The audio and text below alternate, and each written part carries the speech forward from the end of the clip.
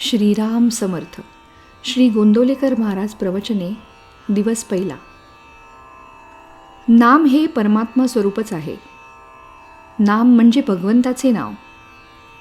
साधनीय दृष्टीने देवाच्या निरनिराळ्या नावात फरक नाही. नाम हा जीव आणि शिव यांच्यामधला दुवा आहे. नाम हे साधनही आहे आणि साध्यही आहे. नाम सगुण आहे आणि निर्गुणही आहे. नामाचा आरंभ सगुणात आहे तर शेवट निर्गुणात आहे.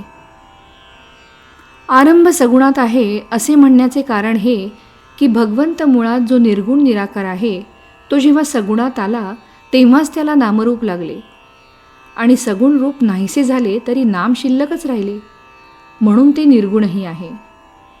तेव्हा सगुण आणि निर्गुण भक्तीला आधार नामाचाच आहे. नाम हा सत्संगाचा पाया आहे आणि कळसही आहे. नाम म्हणजे आपली वृत्ती आणि भगवंत यांना जोडणारी साखळी आहे. लग्न झाल्यावर स्त्री जशी नवऱ्याशी एकरूप होऊन जाते त्याप्रमाणे वृत्तीचे नामाशी लग्न होऊन ती नामरूप बनली पाहिजे. नाम हे अत्यंत सूक्ष्म आहे आणि वृत्तीसुद्धा सूक्ष्म आहे, म्हणून नाम घेण्याने वृत्ती सुधारेल. वृत्ती सुधारली की चित्त शांत होईल.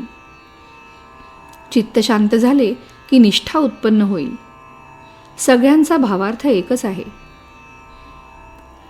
अन्नाला स्वतःची चव असते, त्यात आपण आपली गोडी आणि आवड घालून नंतर ते खातो. पण नामाला स्वतःची अशी चव नाही, त्यात आपणच आपली गोडी आणि आवड घालून ते घेतले पाहिजे. आपण जितकी जास्त गोडी त्यात घालू तितके ते अधिक गोड वाटेल. पंढरपूरला जायला पुष्कळ रस्ते आहेत, परंतु सर्वांना शेवटी बारीतून जाऊनच दर्शन घ्यावे लागते. त्याप्रमाणे इतर साधने जरी केली तरी नामसाधन केल्यावरच आत्मस्वरूपाची प्राप्ती होते. आपण नाम घ्यावे ते आपणच आपल्या कानांनी ऐकावे आणि ते घेता घेता शेवटी स्वतःला विसरून जावे. हाच नामसाधनेतला आनंदाचा मार्ग आहे. जसे आपले आपलेपण आपल्या नावात आहे तसे देवाचे देवपण त्याच्या नामात आहे. आपण आज जे नाम घेतो तेच नाम शेवटपर्यंत कायम राहते, परंतु देहबुद्धी जसजशी कमी होईल तसतसे नाम अधिकाधिक व्यापक आणि अर्थगर्भ बनत जाते आणि शेवटी नाम हे परमात्मा स्वरूपच आहे असा अनुभव येतो. पाणी हे जसे शरीराचे जीवन आहे तसे नाम हे मनाचे जीवन बनले पाहिजे. नाम इतके खोल गेले पाहिजे की प्राणाबरोबरच ते बाहेर पडावे. अंतकाळी अगदी शेवटी सुटणारी वस्तू म्हणजे भगवंताचे नाम.